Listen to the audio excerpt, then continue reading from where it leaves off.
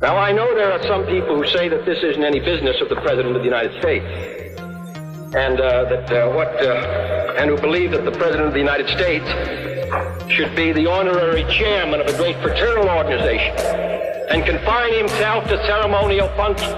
But that isn't what the Constitution says.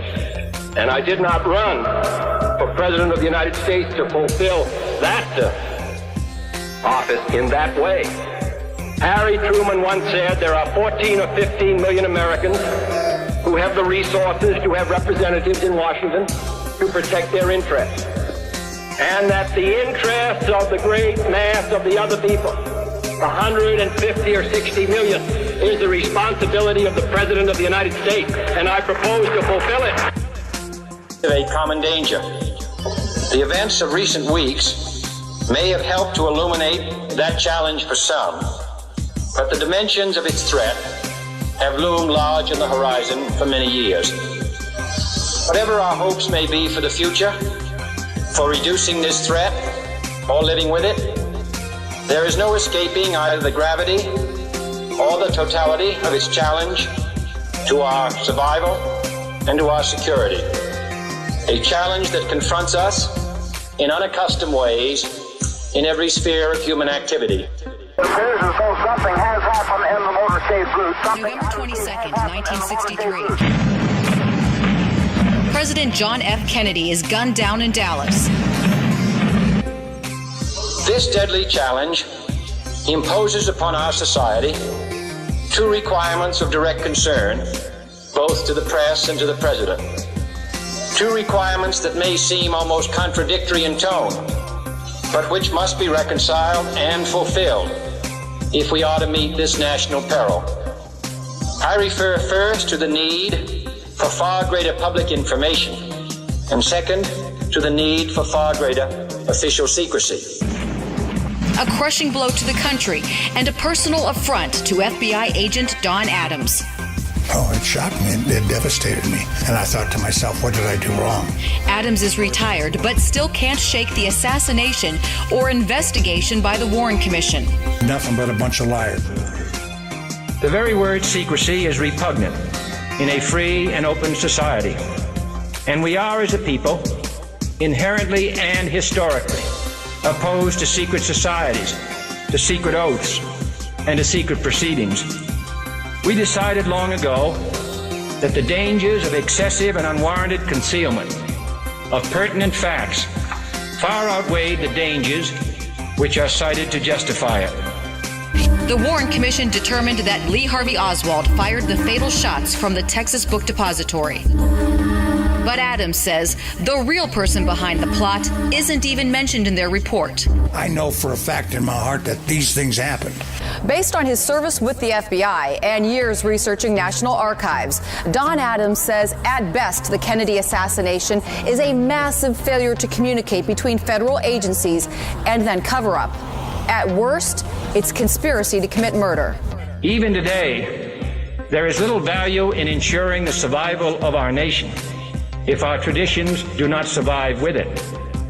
And there is very grave danger that an announced need for increased security will be seized upon by those anxious to expand its meaning to the very limits of official censorship and concealment.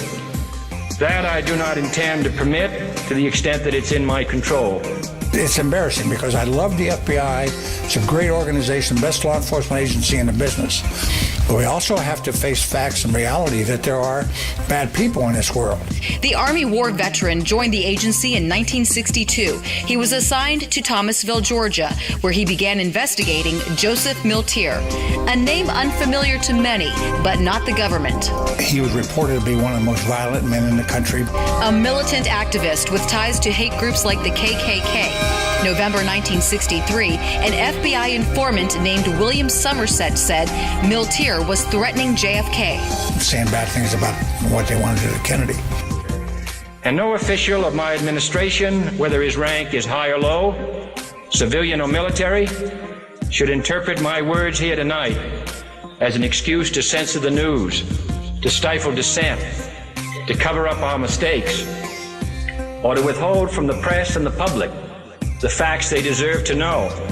Miltier frequently discussed assassinating President Kennedy. A threat was even captured on tape by Miami intelligence officers November 9th, 1963, just weeks before Dallas. Miltier is talking to Somerset. Well, how the hell do you do it? The best way would be to come out still with a high heart, right? And they're going to really try to kill it.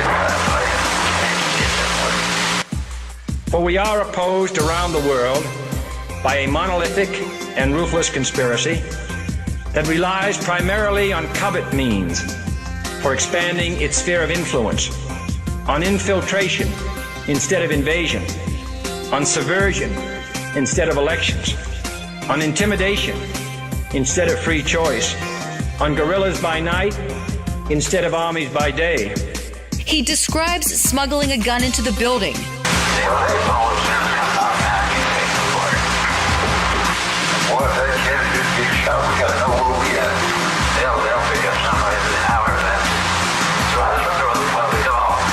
It is a system which has conscripted vast human and material resources into the building of a tightly knit, highly efficient machine that combines military, diplomatic, intelligence, economic, scientific, and political operations. Its preparations are concealed, not published. Its mistakes are buried, not headlined. Its dissenters are silenced, not praised. No expenditure. I should have stopped the president from traveling instantly. It didn't, and November 22nd, Miltier is photographed near the motorcade moments before the assassination. They messed up, and all the other agencies messed up. Is there any way Lee Harvey Oswald could have killed John F. Kennedy? No. Had nothing to do with it. Miltier is questioned, no rumor is printed, no secret is revealed. No president should fear public scrutiny of his program, for from that scrutiny comes understanding, and from that understanding comes support or opposition, and both are necessary. I am not asking your newspapers to support an administration, but I am asking your help in the tremendous task of informing and alerting the American people, for I have complete confidence.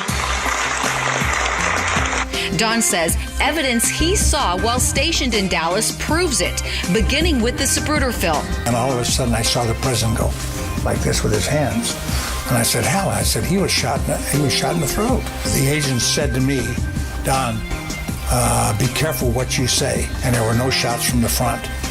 But Don says this photo shows a bullet hole through the windshield. The very first thing that the doctor said was, hell, he was shot in the throat. That's a bullet hole. The minute that you have a frontal shot, Oswald can't be the shooter, because this came from a grassy knoll. And Oswald was in Texas School Book Depository.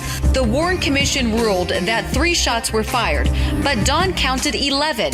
And at the book depository, he wondered how Oswald did that in 7.5 seconds from a bolt-action rifle.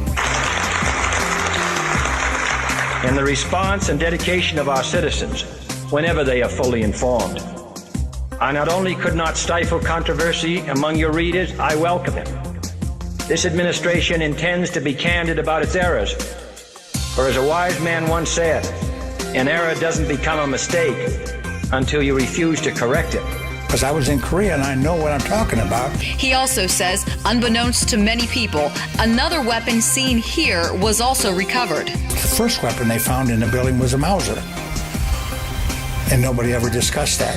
Witnesses reported Oswald was in the lunchroom 4 floors down on the opposite side of the building drinking a Coke after the first shot. No heavy perspiration or heavy breathing or anything. Couldn't have been done. It was impossible. Afterward, while Oswald was arrested, Miltier was, quote, jubilant, bragging to Somerset, "You thought I was kidding when I said he would be killed from a window with a high-powered rifle." He told sources in the KKK, "Don't worry about Oswald. He doesn't know anything." We intend to accept full responsibility for our errors, and we expect you to point them out when we miss them. Without debate, without criticism, no administration and no country can succeed, and no republic can survive. That is why the Athenian lawmaker Solon decreed it a crime for any citizen to shrink from controversy. And that is why our press was protected by the First Amendment, the only business in America specifically protected by the Constitution. All this stuff bothers me. Upsetting to many people, in 1976, the U.S. House of Representatives Select Committee on Assassinations was established. They determined a shot was fired from the grassy knoll and, in summary, believed, quote, on the basis of evidence available, President Kennedy was probably assassinated as a result of a conspiracy, though they were unable to identify the other gunmen. Was Joseph Miltier involved or someone else? Don thinks time will tell, but it's also running out. I mean, when we die off, when we're gone, there's not going to be anybody who's going to sit here and tell you these things. I hope the truth gets told, whatever it is. Not primarily to amuse and entertain, not to emphasize the trivial and the sentimental, not to simply give the public what it wants, but to inform, to arouse, to reflect, to state our dangers and our opportunities, to indicate our crises and our choices, to lead, mold, educate, and sometimes even anger public opinion. This means greater coverage and analysis of international news, for it is no longer far away and foreign, but close at hand and local. It means greater attention to improved understanding of the news, as well as improved transmission. And it means, finally, that government at all levels must meet its obligation to provide you with the fullest possible information outside the narrowest limits of national security. And so it is to the printing press, to the recorder of man's deeds, the keeper of his conscience, the courier of his news, that we look for strength and assistance, confident that with your help, man will be what he was born to be, free and independent.